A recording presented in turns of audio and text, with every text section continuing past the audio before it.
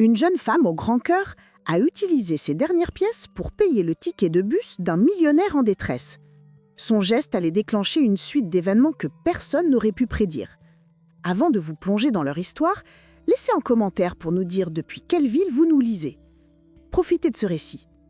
Arthur Dubois naviguait dans les rues de la ville au volant de sa berline de luxe, l'esprit encombré par le poids des responsabilités qui l'attendaient le lendemain. Mais dans un instant d'inattention, il s'engagea dans une ruelle étroite et mal éclairée. Avant même qu'il ait pu envisager de faire demi-tour, une ombre se détacha d'un mur, puis une autre, et en un éclair, son véhicule fut encerclé. On le força à sortir, les mains en l'air. Quelques minutes plus tard, il se retrouvait seul sur le trottoir, dépossédé de sa voiture, de son téléphone et de son portefeuille. Son cœur battait encore la chamade, tandis qu'il tentait de reprendre ses esprits. Mais la réalité crue s'imposait à lui. Il était coincé, sans aucun moyen de rentrer chez lui. Prenant une profonde inspiration pour calmer le tremblement de ses mains, il commença à marcher en direction de l'avenue principale. Aucun taxi ne passait et, privé de son téléphone, impossible d'appeler un VTC. Sa seule et unique option était de prendre les transports en commun. À quelques rues de là, Clara Moreau attendait à l'arrêt de bus. Le poids d'une journée éreintante pesait sur ses épaules. Son service au restaurant avait été l'un des plus intenses de la semaine, et tout ce dont elle rêvait à présent, c'était de retrouver le confort de son foyer pour enfin se reposer. Le bus arriva dans un grincement de frein, et Clara monta rapidement à bord, comptant les quelques pièces qui lui restaient avant de les tendre au chauffeur. Elle alla s'asseoir à l'arrière, près de la fenêtre, et ferma les yeux un instant. Mais un son attira son attention. « Je vous l'ai déjà dit, monsieur, pas d'argent, pas de trajet », lança le chauffeur d'un ton las et impatient à un homme qui se tenait près de la porte. Il semblait agité. Ses vêtements de marque étaient froissés, comme s'il venait de traverser une épreuve.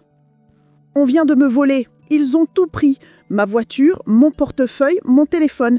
J'ai simplement besoin de rentrer chez moi », expliqua-t-il, s'efforçant de garder son calme. Mais la frustration perçait dans sa voix. Le chauffeur croisa les bras, secouant la tête avec scepticisme. « Tous les jours, quelqu'un me sort la même histoire. La règle est simple, pas de ticket, pas de voyage. » Arthur ferma les yeux, prenant une nouvelle inspiration profonde. Jamais il ne s'était retrouvé dans une telle situation. Lui qui pouvait résoudre n'importe quel problème d'un simple coup de fil ou en sortant une carte de crédit, se retrouvait maintenant impuissant et sans solution. C'est à ce moment précis que Clara se leva de son siège. « Je vais payer son ticket. » Un silence se fit dans le bus. Arthur leva les yeux, surpris. Il ne s'attendait pas à ce que quelqu'un intervienne, et encore moins une parfaite inconnue. Leurs regards se croisèrent un bref instant, et il vit dans les siens une sincérité désarmante. Elle n'hésitait pas et n'attendait rien en retour. Elle voulait simplement aider. « Vous n'êtes pas obligé de faire ça, » murmura-t-il un peu gêné. « C'est déjà fait. Vous feriez mieux de monter avant qu'il ne change d'avis, » répondit-elle avec simplicité, en tendant l'argent au chauffeur. N'ayant pas d'autre choix, Arthur accepta. Il monta et trouva un siège quelques rangées devant elle. Alors que le bus redémarrait, il jeta un regard discret en arrière. Qui était cette jeune femme ? Il était habitué à un monde où presque chaque action cachait une motivation. Mais cet inconnu ne pouvait pas savoir qui il était. Elle n'essayait pas de l'impressionner ou d'obtenir une faveur. Elle l'avait simplement aidé parce que son instinct le lui dictait. Et malgré tous ses efforts, Arthur ne pouvait s'empêcher de penser à elle. Quand le bus arriva à l'arrêt de Clara, elle se leva calmement et se dirigea vers la sortie. Arthur ressentit une impulsion soudaine, le besoin de la remercier correctement. « Hé !» lança-t-il, la faisant se retourner. Elle le regarda avec une légère curiosité, sans attente particulière. « Merci, vous n'avez idée à quel point votre geste m'a aidé ce soir. » Clara esquissa un petit sourire. Tout le monde a besoin d'un coup de main de temps en temps. Et avant qu'il ne pût ajouter quoi que ce soit, elle descendit du bus et disparut dans l'obscurité de la nuit. Arthur resta assis là, regardant par la fenêtre, tandis que les portes du bus se refermaient lentement. Il ne connaissait même pas son nom, mais une chose était certaine, il n'oublierait pas cette fille de sitôt. Le bus poursuivit sa route à travers la ville illuminée, mais Arthur restait plongé dans ses pensées. C'était surréaliste. Lui, l'un des hommes les plus influents de la ville, venait d'être secouru par une inconnue qui, à en juger par son apparence simple et son uniforme de serveuse, avait probablement bien moins que lui. Ses doigts tapotaient nerveusement sur son genou, pendant que son esprit tentait d'assimiler la situation. Son orgueil était piqué au vif. Il n'avait jamais eu besoin de l'aide de personne. Et maintenant, le voilà, assis dans un bus avec pour seul bien les vêtements qu'il portait et une dette de gratitude envers une inconnue. Clara, de son côté, était déjà passée à autre chose. Pour elle, ce geste n'avait rien d'extraordinaire, c'était un simple acte de gentillesse. Elle avait traversé suffisamment de difficultés pour savoir qu'un petit geste pouvait parfois faire toute la différence. Alors que le bus s'approchait de son arrêt, elle tira sur la corde de signalisation et se leva. Elle marcha jusqu'à la porte, ignorant qu'Arthur l'observait toujours. Dès qu'elle fut descendue, il détourna le regard, troublé par l'impact que cette brève interaction avait eu sur lui. « Prochain arrêt, centre-ville », annonça la voix métallique du chauffeur. Arthur laissa échapper un long soupir.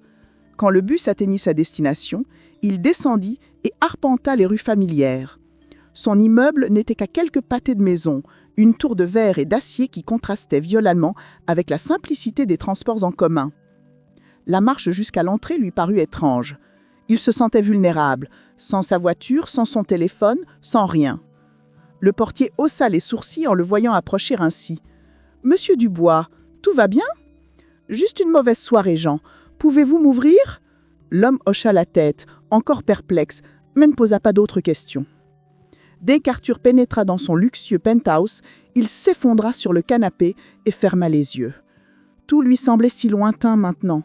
Sa routine, son travail, le monde superficiel dans lequel il évoluait. Mais ce qui le troublait le plus, c'était cette incapacité à chasser l'image de cette fille de son esprit. Le lendemain, Clara quitta la maison pour une nouvelle journée de travail. La petite maison qu'elle partageait avec sa mère se trouvait dans un quartier modeste, mais chaleureux. Depuis le décès de son père, elle faisait tout son possible pour aider avec les dépenses, jonglant entre ses études et son travail au restaurant. Elle marcha dans les rues animées jusqu'à l'arrêt de bus, comme chaque jour. Arrivée à destination, elle s'adossa au poteau et attendit patiemment. Pendant ce temps, de l'autre côté de la ville, Arthur se réveilla avec une seule pensée en tête : retrouver cette fille. C'était une idée impulsive, mais quelque chose en lui le poussait à agir. Peut-être était-ce de la curiosité, ou peut-être quelque chose de plus profond, mais il savait qu'il devait la revoir. « Jean » appela-t-il en traversant le hall. Le portier, encore surpris par la manière dont Arthur était entré la veille, le regarda avec respect. « Oui, monsieur ? J'ai besoin que vous trouviez quelque chose pour moi. Je veux une liste de tous les restaurants situés près de la ligne de bus qui traverse le centre-ville. » Jean cligna des yeux, surpris. « Un restaurant en particulier, monsieur ?» Arthur hésita un instant. Il ne connaissait pas le nom de l'endroit, mais il se souvenait de l'uniforme. Ce doit être un endroit où les employés portent des uniformes bleus. Le portier hocha la tête. « Je vais trouver cette information pour vous, monsieur. » Arthur le remercia et partit, avec le sentiment de prendre une décision qui n'avait peut-être aucun logique, mais qu'il ne pouvait ignorer. Quelques heures plus tard, la petite cloche du restaurant tinta lorsqu'Arthur entra. L'endroit était simple mais accueillant. L'odeur de café fraîchement moulu et de pain chaud emplissait l'air. Il s'approcha du comptoir, jetant un regard discret autour de lui. Et puis, il la vit. Clara était derrière le comptoir, arrangeant un plateau de tasses. Ses cheveux étaient attachés en queue de cheval et ses yeux brillaient d'une lueur concentrée. Arthur se surprit à sourire. Il s'approcha un peu plus, attendant qu'elle le remarque. Lorsqu'elle leva enfin les yeux, elle cligna des yeux, surprise. « Vous ?» murmura-t-elle. Il inclina légèrement la tête, amusé par sa réaction. « Moi-même ? Qu'est-ce que vous faites ici ? » « Je suis venue régler ma dette. » Clara fronça les sourcils, perplexe. « Quelle dette ?» Arthur posa les coudes sur le comptoir. « Vous avez payé mon ticket de bus hier. Je pense qu'il est juste que je vous rende l'appareil. » Elle laissa échapper un petit rire en secouant la tête. « Ce n'était rien du tout, vous n'avez pas à faire ça. » Il haussa un sourcil. « Alors, laissez-moi au moins vous offrir un café. » Clara hésita mais finit par hausser les épaules. Si c'est comme ça que vous voulez régler votre dette, d'accord. Elle lui versa un café et posa la tasse devant lui. Arthur observa son assurance tandis qu'il prenait sa première gorgée. Vous travaillez ici depuis longtemps ? 2 ans. Et à part le travail, que faites-vous ? Clara le regarda, un peu méfiant. Pourquoi voulez-vous savoir ? Arthur esquissa un léger sourire. Parce que je suis curieux. Elle réfléchit un instant. J'étudie la gestion d'entreprise le soir. Je veux ouvrir ma propre boulangerie un jour. Arthur haussa un sourcil, impressionné. C'est un projet incroyable. Elle haussa les épaules. Ce n'est qu'un rêve pour l'instant, mais j'y arriverai. Il sourit, admirant sa détermination. Je crois en vous. Clara rit doucement. Comment pouvez-vous croire en moi ? On s'est rencontrés hier. Il prit une autre gorgée de café avant de répondre. Certaines personnes, on les reconnaît tout de suite. Elle fronça les sourcils, ne sachant pas trop comment interpréter cela. Mais avant qu'elle ne puisse répondre, une collègue l'appela. William resta là, l'observant de loin. Il aimait sa façon de parler, sa manière de gérer les choses si naturellement. C'était quelque chose de nouveau pour lui, quelque chose qui, pour la première fois depuis longtemps, semblait réel. La cloche de la porte tinta à nouveau lorsqu'Arthur entra dans le restaurant pour la 2e fois cette semaine-là. L'atmosphère était la même, mais pour lui, quelque chose semblait différent. Peut-être était-ce Clara. Il s'installa au comptoir. Contrairement à la première fois, elle semblait plus consciente de sa présence. « Vous êtes revenu pour régler une autre dette ?» demanda Clara, lui versant un café sans même qu'il ait à le demander. Arthur sourit. « Peut-être, mais cette fois je paie moi-même. » Elle haussa un sourcil, croisant les bras. « Ah, c'est une bonne chose. Je commençais à craindre de devoir encore vous dépanner. » Il rit doucement. L'endroit était animé et Arthur prit le temps de l'observer. Il y avait quelque chose de captivant dans sa manière de se déplacer. Rapide, concentrée, toujours avec un sourire subtil pour les clients. Lorsque l'affluence diminua, elle s'appuya sur le comptoir. « Alors, que faites-vous dans la vie ?» Il hésita.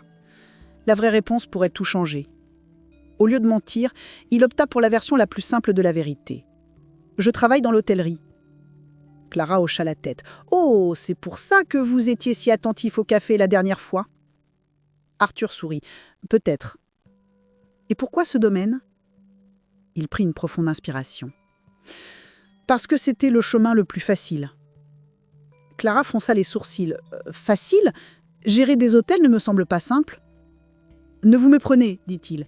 Mais quand vous naissez dans une famille qui possède déjà un empire, certaines décisions sont prises pour vous. » Elle l'observa attentivement. Il était évident qu'il y avait plus dans sa réponse qu'il ne le laissait entendre. « Et vous ?» demanda Arthur, changeant de sujet. « Toujours curieux de cette boulangerie. » Ses yeux s'illuminèrent. « Toujours. C'est mon plus grand rêve. » « Et qu'est-ce qui vous en empêche ?» Clara laissa échapper un petit rire. « L'argent, le temps, les circonstances, choisissez. » « Vous ne semblez pas être du genre abandonné. » Elle sourit. « Je ne le suis pas, mais parfois la route est plus longue qu'on ne le voudrait. » Arthur hocha la tête. Avant qu'il ne puisse continuer, une collègue de Clara s'approcha. Clara s'éloigna, le laissant seul. Il resta là, l'observant. Pour la première fois depuis longtemps, il se sentait à l'aise, comme s'il avait trouvé un endroit où il pouvait simplement exister. Quand il termina son café, il laissa un pourboire généreux et jeta un dernier regard à Clara. Alors qu'il franchissait la porte, il sentit son regard le suivre. Il sourit. Il reviendrait, c'était certain.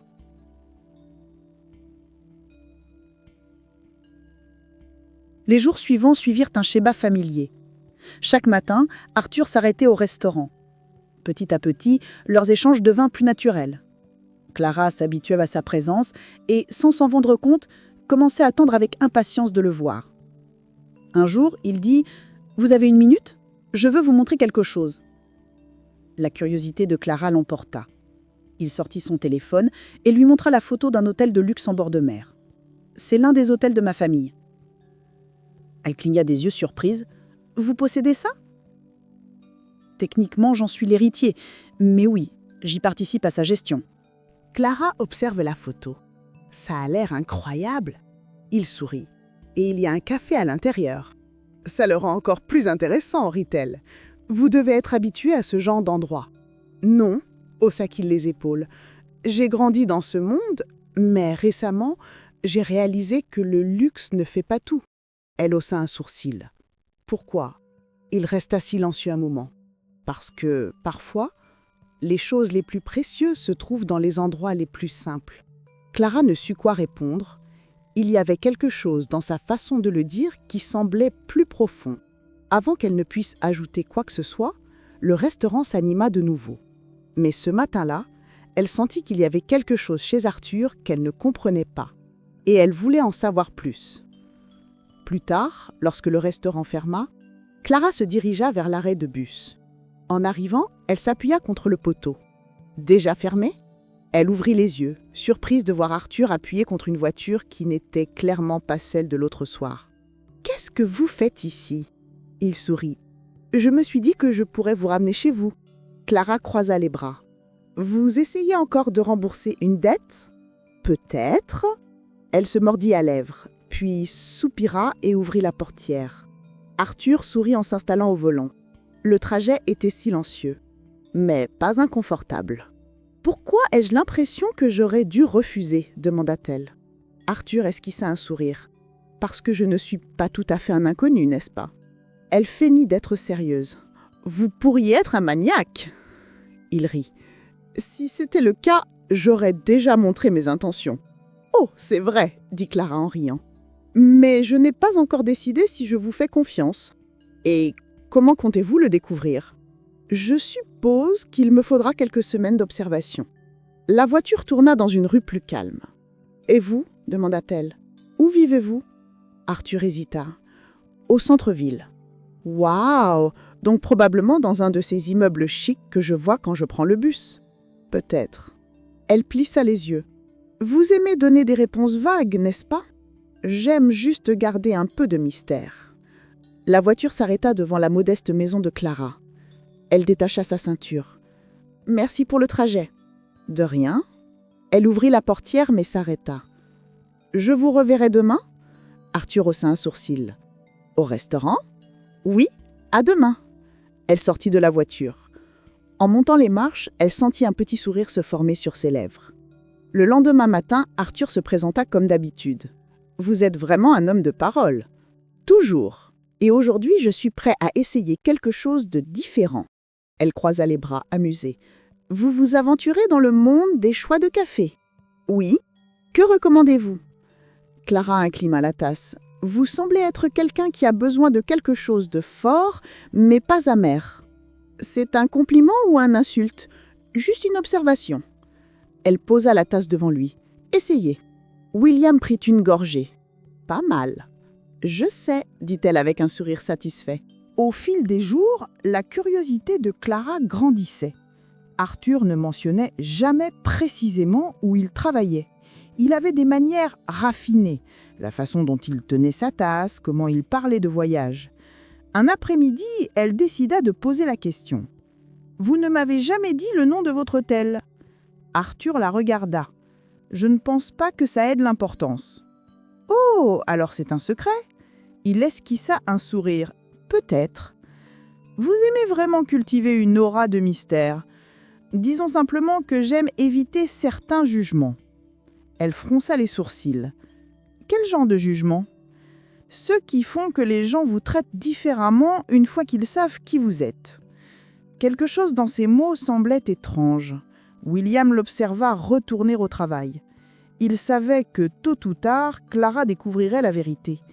Et il craignait que lorsque cela arriverait, tout changerait. Ce soir-là, Clara rentrait chez elle lorsqu'elle remarqua une voiture de luxe garée dans une rue adjacente.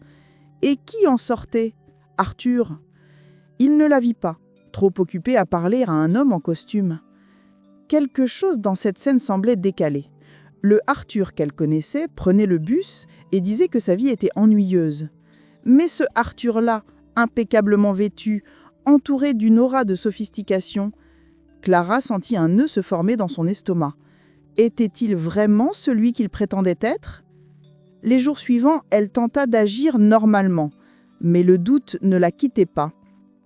Quand il se présenta au restaurant le lendemain, Clara l'observa plus attentivement. « Bonjour, dit-il. »« Bonjour, répondit-elle. Vous semblez plus sérieuse aujourd'hui.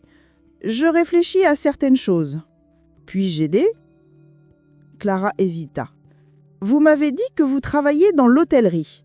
Quel est le nom de l'hôtel ?» Arthur sourit comme s'il s'attendait à la question. « Pourquoi veux-tu savoir ?» Curiosité, il prit une profonde respiration. « Hôtel du Bois. » Clara cligna des yeux. Elle connaissait ce nom. C'était l'une des plus grandes chaînes hôtelières du pays. Luxueuse, exclusive. « Vous travaillez pour les hôtels du Bois ?» Arthur hocha la tête. « Oui. »« Et qu'est-ce que vous y faites exactement ?» Il prit une gorgée de café. « Je suis l'un des propriétaires. » Le silence s'installa. Voilà donc ce que c'est l'on était. Arthur Dubois. Tout prenait du sens. « Pourquoi ne me l'as-tu jamais dit ?»« Parce que je voulais que tu me connaisses sans que mon nom de famille n'influence quoi que ce soit. » Elle mordit la lèvre. « Ça ne change pas qui tu es. » Il la regarda. « Ça ne me change pas, mais pour beaucoup de gens, si. Tu penses que je t'aurais traité différemment si j'avais su qui tu étais ? Je ne sais pas, mais je ne voulais pas prendre ce risque. » « Tu avais raison, dit-elle enfin. Ça me fait te voir différemment. » Plus tard cet après-midi-là, quand Clara quitta le restaurant, elle trouva Arthur appuyé contre sa voiture. Elle croisa les bras. « Tu me suis maintenant ?» Il rit. « Disons que je voulais m'assurer que tu accepterais un autre trajet. » Julia fit fin temps de réfléchir. « Ça dépend. Vas-tu continuer à cacher qui tu es vraiment ? » « Je promets d'être complètement honnête à partir de maintenant. » Elle monta dans la voiture. « Tu es fâchée contre moi ?» Julia laissa échapper un petit rire. « Je ne sais pas. J'essaie de comprendre pourquoi quelqu'un comme toi veut être traité comme un type ordinaire. Parce que parfois, être un type ordinaire semble plus réel. » Le lendemain, Julia passa la majeure partie de son temps à essayer de ne pas penser à Arthur. Ce soir-là, sa mère remarqua qu'elle était distraite. « Tout va bien, ma chérie ? J'ai rencontré quelqu'un. » Sa mère haussa un sourcil. « Et c'est une mauvaise chose ? Je ne sais pas. Il n'est pas exactement celui que je pensais. » « Est-ce qu'il t'a menti ? » ?»« Pas exactement. Il a juste omis certaines choses. Et maintenant, je ne sais pas si je peux lui faire confiance. » Sa mère posa une tasse de thé devant elle. « Ma chérie, parfois, les gens cachent des parties d'eux-mêmes parce qu'ils ont peur d'être jugés. » Le lendemain matin, Arthur se présenta au restaurant. « J'ai réfléchi à ce que tu as dit hier. Tu avais raison. Je n'aurais pas dû te cacher ça. » « Ce n'est pas vraiment à propos de l'argent, Arthur. C'est juste que j'ai l'impression que tu voulais dissimuler une partie importante de ta vie. » Il hocha la tête. « Parce que parfois, ma vie ressemble plus à une cage qu'à autre chose. Depuis que je suis enfant, j'ai été formée pour reprendre l'entreprise. Je n'ai jamais eu le choix. » Tout commençait à prendre sens. « C'est pour ça que tu as fini ici ? » ?»« Je suppose que oui. »« Et qu'est-ce que tu as trouvé ?» Il la regarda. Quelque chose de réel. Plus tard, lorsque son service se termina, Clara sortit et trouva Arthur. « Ça devient une habitude, tu sais. »« Tu veux faire un petit détour avant de rentrer ?» demanda-t-il. « Où ça ?»« C'est une surprise. » Arthur conduisit jusqu'à un petit parc doucement éclairé. Au centre, il y avait un kiosque et un lac. « Je ne suis jamais venue ici. » Peu de gens connaissent cet endroit. « Tu viens souvent ici ?»« Parfois, quand j'ai besoin de réfléchir. »« Et à quoi penses-tu maintenant ?»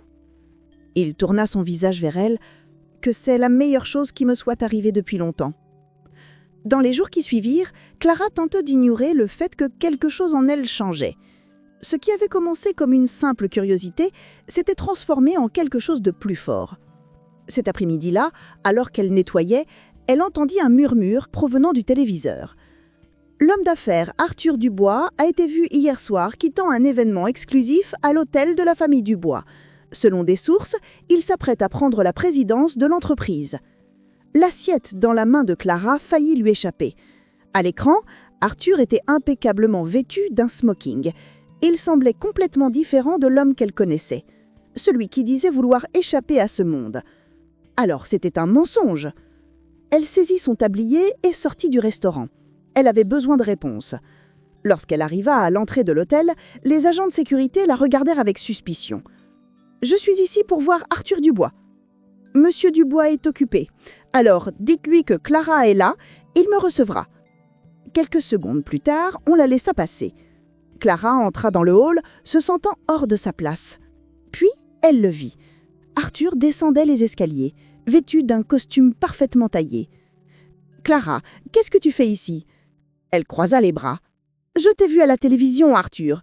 Tu étais à un événement hier soir en train de parler de prendre la tête de l'entreprise familiale. » Il passa une main dans ses cheveux. « Clara, tu m'as menti. »« Je n'ai jamais menti. Vraiment ? Alors dis-moi ce que tu faisais là-bas tout en me disant que tu ne voulais pas de ce monde. » Je n'avais pas le choix. Il y a toujours un choix. Tu m'as fait croire que tu voulais quelque chose de réel. Et c'est ce que je veux. Ça n'en a pas l'air. Il s'approcha, prenant ses mains. Elle les retira. Je t'ai fait confiance, Arthur. Et maintenant, je vois que j'ai été naïve. Ne pars pas. Je n'appartiens pas à ce monde, Arthur. Et toi, y appartiens-tu ? Elle recula. Je ne sais plus quoi croire. Sur ces mots, elle se retourna et quitta l'hôtel. Cette nuit-là, Clara s'assit sur le porche de sa maison. Sa mère sortit. « Tu veux en parler ?» Je pensais qu'il était différent. Peut-être qu'il l'est, mais les gens font des erreurs. Pendant ce temps, Arthur était seul dans son bureau à l'hôtel. Il avait passé sa vie à chercher quelque chose de réel, et maintenant il était sur le point de le perdre. Il ne pouvait pas laisser cela arriver. Arthur ne dormit pas cette nuit-là. Il sentait que tout autour de lui s'effondrait. Dans les jours qui suivirent, Clara et Arthur menaient des vies séparées. Elle se plongea dans son travail, essayant d'ignorer à quel point il lui manquait. Lui, de son côté, se jeta dans les affaires mais ne parvenait pas à se concentrer. Arthur savait qu'il devait faire quelque chose. Cette nuit-là, il prit une décision. Il quitterait les hôtels Dubois. Le lendemain, il convoqua son père. « Je veux quitter l'entreprise. » Son père le fixa. « C'est une plaisanterie ?»« Non, je suis sérieux. »« Tout ça à cause de cette fille ?»« Ce n'est pas à cause d'elle, c'est à cause de moi. »« Sais-tu seulement ce que tu fais ?» Pour la première fois de ma vie, oui. De l'autre côté de la ville, Clara vit les gros titres. Arthur Dubois démissionne des hôtels Dubois, choisit une nouvelle voie. Elle lut l'article 3 fois. Son cœur battait la chamade. L'avait-il fait pour elle ? Sans réfléchir, elle saisit son téléphone. « Arthur, il faut qu'on parle. » Sa réponse fut instantanée. « Dis-moi où et quand. »« Retrouve-moi au café près du parc. » Le café était presque vide. Quelques minutes plus tard, Arthur entra. « Tu as vraiment quitté l'entreprise ?» Il hocha la tête. « Oui. Pourquoi ? » Parce que ce n'était pas ce que je voulais. Je veux construire quelque chose par moi-même, quelque chose qui a vraiment du sens. « Et moi ?» demanda-t-elle doucement. « Tu as toujours eu du sens pour moi. » Elle sourit légèrement. « Maintenant, je veux essayer. » Un petit sourire apparut sur les lèvres d'Arthur. « Je te promets que je ne te décevrai pas. » Les jours qui suivirent, ils restèrent en contact, mais prudemment. Un après-midi, Arthur entra dans le restaurant. « Je pensais que tu avais oublié le chemin ?» plaisanta Clara. « Difficile d'oublier. Alors, qu'as-tu fait ces derniers temps ?»« Je travaille sur un nouveau projet. Je veux ouvrir un hôtel, et quelque chose de petit, plus personnel. Tu as passé ta vie dans des chaînes de luxe, et maintenant tu veux ouvrir quelque chose de plus petit ? Je veux quelque chose qui a un vrai sens, dans une petite ville côtière. Et comment comptes-tu commencer ?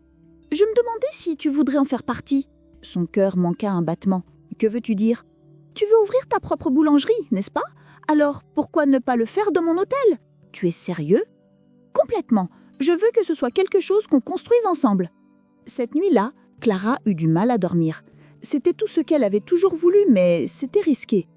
Le lendemain, elle retrouva Arthur au même café. « As-tu réfléchi à mon offre ?» Elle prit une profonde inspiration.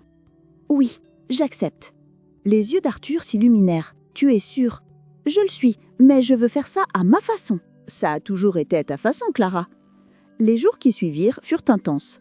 La petite ville côtière qu'ils avaient choisie était chaleureuse. « Ça va marcher, » dit-il un soir alors qu'ils étaient sur la plage. « C'est juste que tout ça semble trop beau pour être vrai. » « Tu mérites cette opportunité. Tu as travaillé dur pour ça. As-tu pensé à un nom pour la boulangerie ?» Clara sourit. « La Dolce Vita. » Il haussa un sourcil. « La vie douce. » Exactement. Au fil des jours, de plus en plus de détails prenaient forme. Julia réalisait qu'elle tombait amoureuse d'Arthur, non pas de l'idée d'être avec lui, mais de l'homme qu'il devenait.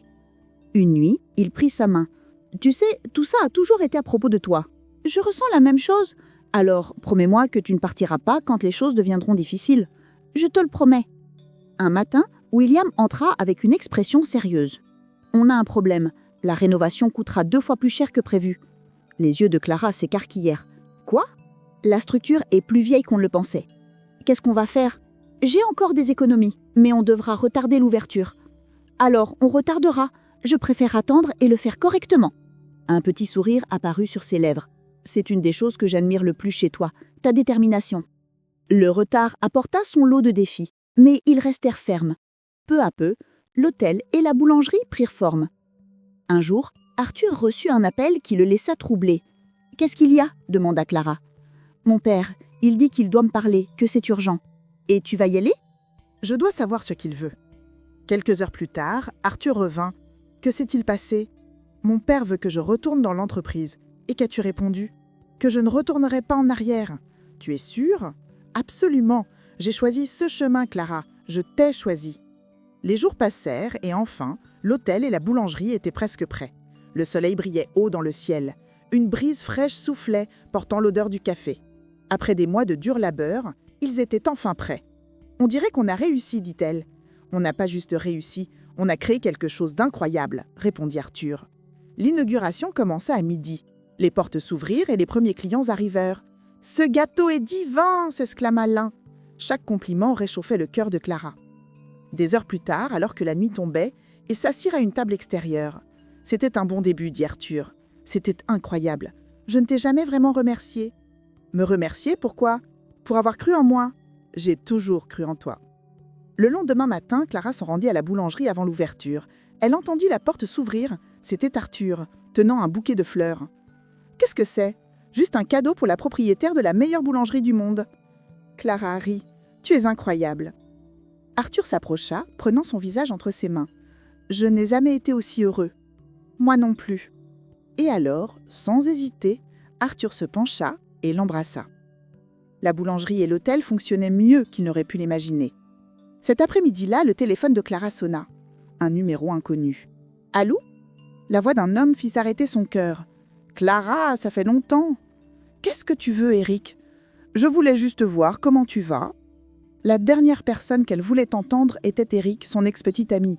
Il faisait partie d'un passé qu'elle voulait oublier. « Ne m'appelle plus !» dit-elle, avant de raccrocher. Plus tard, Arthur la trouva distraite. « Tout va bien ?»« Rien de grave, juste un appel indésirable. »« Quelqu'un t'a ennuyé ?» soupira-t-elle. « C'était mon ex. » William resta silencieux. « Veut-il quelque chose ?»« Je ne sais pas, et je ne veux pas le découvrir. » Le lendemain matin, Arthur fit quelques recherches. Il découvrit qui était Eric, un homme qui avait rabaissé les rêves de Clara. Il n'allait pas laisser quelqu'un comme lui revenir dans sa vie. Ce soir-là, il lui dit « Je veux que tu me promettes que tu ne laisseras pas cet homme détruire ce qu'on a construit. » William, il ne représente rien pour moi. Alors oublie-le. Tu as un avenir à construire. Et cet avenir t'inclut-il ? Il sourit. Si tu le veux. Je le veux. À cet instant, Clara réalisa que le passé n'avait plus de pouvoir sur elle. Le soleil se couchait. William entra dans la boulangerie. « Tu es fatiguée ? » ?»« Un peu, mais ça en vaut la peine. »« Clara, as-tu déjà pensé à l'avenir ? Te vois-tu avec moi dans 10, 20 ans ?» Son cœur s'emballa. « Oui, » répondit-elle. « C'est bien, parce que moi aussi. » Avant qu'elle ne puisse assimuler, Arthur glissa une main dans sa poche et s'agenouilla devant elle. Le temps sembla s'arrêter. « Clara, depuis le moment où tu as payé mon ticket de bus, ma vie a changé. Tu m'as appris que le vrai bonheur ne vient pas de l'argent. Il vient d'être avec quelqu'un qui rend tout cela précieux. Je ne peux pas imaginer ma vie sans toi. » Il ouvrit une petite boîte, révélant une bague en diamant. « Clara, veux-tu m'épouser ?» Des larmes coulèrent sur son visage. « Oui, » répondit-elle. Arthur sourit, glissant la bague à son doigt, avant de se lever et de la tirer dans une étreinte. Tout le café éclata en applaudissements. « Je t'aime, » dit-elle. « Je t'aime plus. » Et il l'embrassa. Le mariage eut lieu quelques mois plus tard. La cérémonie était simple, au bord de la mer. Clara avança dans l'allée, ses yeux fixés sur Arthur. « Clara, commença Arthur lors des vœux, dès l'instant où je t'ai rencontrée, j'ai réalisé que ma vie était incomplète. Tu m'as montré ce qu'était le vrai bonheur. » Elle sourit à travers ses larmes. « Arthur, tu m'as fait croire que les rêves peuvent devenir réalité. Je promets d'être à tes côtés à travers chaque défi, chaque victoire. » L'officiant conclut. Je vous déclare maintenant mari et femme. Arthur n'attendit pas. Il prit le visage de Clara et l'embrassa alors que les invités éclataient en applaudissements. À cet instant, ils surent qu'ils étaient exactement là où ils devaient être. Que pensez-vous de l'histoire de Clara et Arthur? Partagez vos pensées dans les commentaires. Sur une échelle de 0 à 10, comment noteriez-vous cette histoire? Abonnez-vous à la chaîne et activez les notifications pour suivre toutes nos histoires.